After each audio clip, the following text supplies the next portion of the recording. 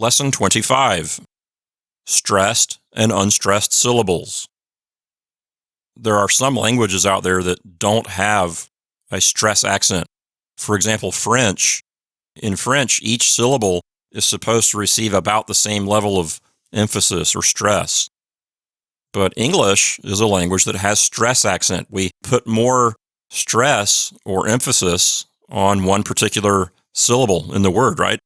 And the placement of that stress really has a lot of impact on how we actually pronounce the word. And it can even change the sound of the vowel. For example, in the word potato, the emphasis or stress is on the second syllable. It's not potato, and it's not potato. It's on the second syllable. So potato.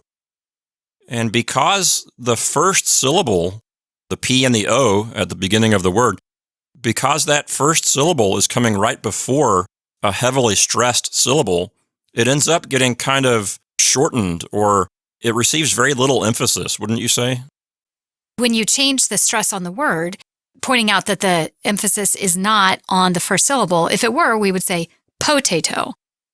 Since it's not, that O gets reduced, and it's really more of an or a schwa almost, potato. And the point of this is, once again, to just kind of show English speakers that this is something you are subconsciously doing already, which is to sometimes change the vowel sound of a word based on where the stress is. We're going to see this happening in Russian, so this is just to introduce the concept. You have two letter O's in that word, and you're pronouncing them differently because of where they land in the word. And so in the word potato, when that initial vowel sound changes and gets shortened, we call that a reduced vowel.